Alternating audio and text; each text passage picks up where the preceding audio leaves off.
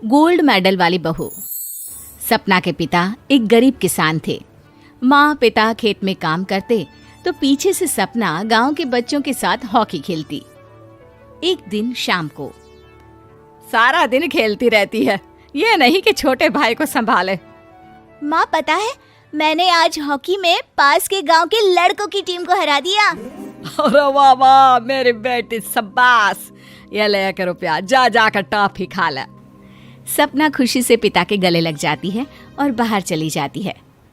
अरे तुम इसको बिगाड़ रहे हो, मैं ना इसकी शादी ही करा दूंगी। ऐसा कैसे शादी करा देगी? हाँ, अभी तो उम्र खेलने की है। माँ बड़बड़ करती वहां से निकल जाती है। लेकिन शाम को उन लोगों के घर कुछ लोग आते हैं। अरे राम सुखिया, जरा ये तो बतलाओ, सपना के बारे में क्या सोचा है? अरे क्या सोचना है मास्टर जी, पढ़ रही है, जितना पढ़ सकती है पढ़े, फिर शादी करवा देंगे, कोई अच्छा सा गांव का ही लड़का देख लेंगे। अरे तुम तो उसके पिता हो, तुमको कुछ नहीं पता? माँ घबरा जाती है। अरे का मास्टर जी, का पता नहीं, का हो गया? हम तो इनसे पहले ही बोल रहे थे कि लड़की की जात है, संभाल लो।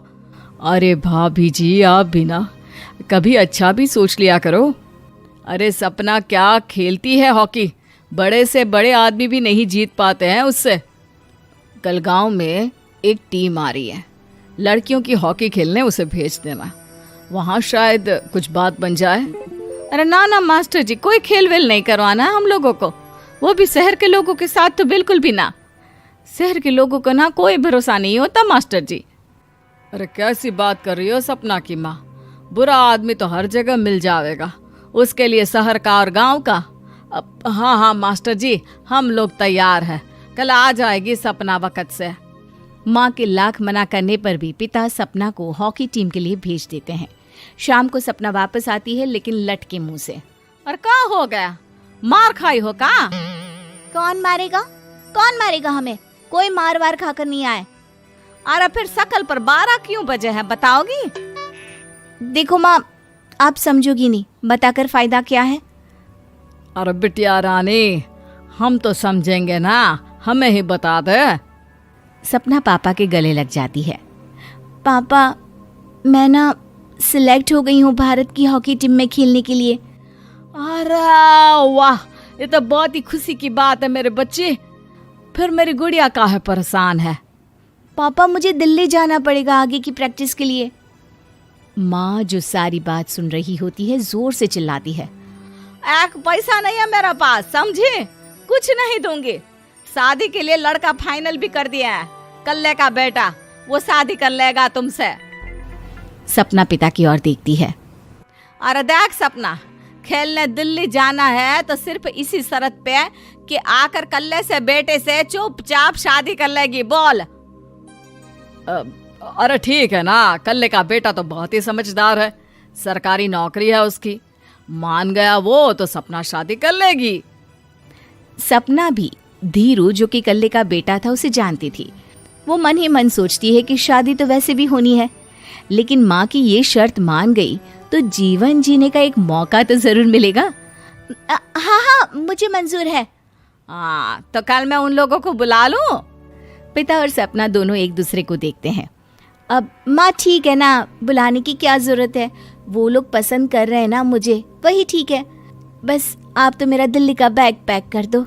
सपना दिल्ली जाती है, दिल्ली टीम के लिए खेलने के लिए।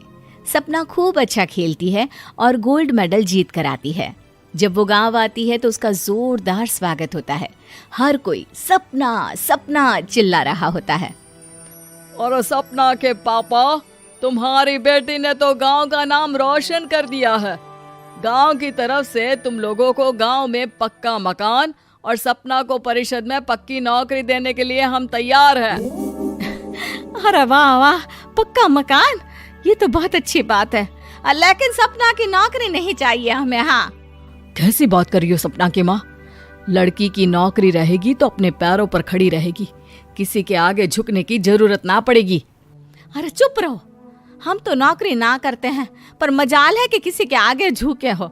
ना ना, हमारी बेटी नौकरी नहीं करेगी। पिता लाख समझाते हैं लेकिन माँ नहीं मानती। और फिर वो दिन भी आ जाता है जब सपना को अपने कहे अनुसार लड़के से शादी भी करनी पड़ती है। ससुराल में। ए बहू, तू रोज रोज सुबह कहाँ जाती है? घर का सारा काम निपटा कर कहाँ भागती है? माँ का घर तो पास ही है, वहीं निकल जाती है क्या? नहीं माँ जी, मैं हॉकी खेलने जाती हूँ, मुझे खेलना पसंद है। खेलना पसंद है? अरे कैसी बात कर रही है बहू, शादी के बाद तो कोई लड़की खेलती फैलती नहीं है, वो घर का काम काज देखती है। सपना कुछ नहीं कहती। वो एक रोज कमरे में अपनी अलमारी ठीक कर रही होती है कि तब सुनो, वो जो लटक रहा है ना, क्या बोलते हैं उसे? मेडल। सपना पति की बात सुनकर खुश हो जाती है, उनके पास जाती है। मैं सोच ही रही थी कि तुमने कभी पूछा क्यों नहीं। ये मेडल है, मैंने जीता है, पता है, हॉकी में। बड़ा मैदान, बहुत से लोग, 2 टीम और फिर शुरू होता है जुनून। पता है, लगता है जैसे बस जिंदगी यही है, खेलते रहो, भागते रहो, दौड़ते रहो और लक्ष्य को पालो। सुनो ना, मैं ना भारतीय टीम के लिए खेलना चाहती हूँ। माँ, यहाँ तो आ जरा। सपना हैरान हो जाती है कि ये क्या हो गया, पति अचानक से माँ को क्यों बुला रहा है। हाँ बेटा, क्या हो गया? काहे गला फाड़ रहे हो? माँ, ये सपना क्या कह रही है? अरे बीवी तो बोलती ही रहती है बेटा, लेकिन क्या हो गया, चिल्ला क्यों रहे हो? ऐसा क्या बोल दिया इसने? माँ ये बोल रही है कि इसको खेलना है भारतीय टीम के लिए। सपना डर जाती है। नहीं माँ जी, मैंने कहा कि मैं चाहती हूँ कि वो मैं बोला था ना, शादी के बाद कोई खेलता नहीं, घर का काम काज देखता है, लेकिन फिर भी। नहीं माँ जी, ठीक है, मैं घर का काम देखूंगी, कल से मैं खेलने भी नहीं जाऊंगी, माफ कर दीजिए। सपना पति की तरफ देखती है जो माँ की तरफ देख रहा होता है।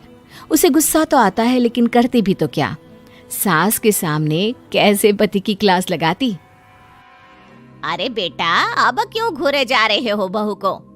माँ, अभी इस बात का फैसला करके जाना, वरना ये तो तेरे कमरे से जाने के बाद मुझे। अब चुप हो जाइए आप, छोटी सी बात का बतंगड़ मत बनाइए। छोटी सी बात? बहू, ये कोई छोटी बात नहीं है। जो लड़की दिल्ली के लिए गोल्ड मेडल ला सकती है, वो देश के लिए भी तो गोल्ड ला सकती है ना। हम लोगों को किसी चीज की कमी नहीं है बहू, घर का काम तो कोई भी कर लेगा, लेकिन देश का नाम रोशन करने के लिए सपना चाहिए। जा बहू, तेरी ट्रेनिंग का सारा इंतजाम तेरे पति ने कर दिया है, जा खेल और देश का नाम रोशन कर। सपना की आंख में आंसू आ जाते हैं। वो सोचती है कि बेटियों को मायके के साथ अगर ससुराल में भी सहयोग मिले तो ऐसा कोई काम नहीं जो वो नहीं कर सकती है।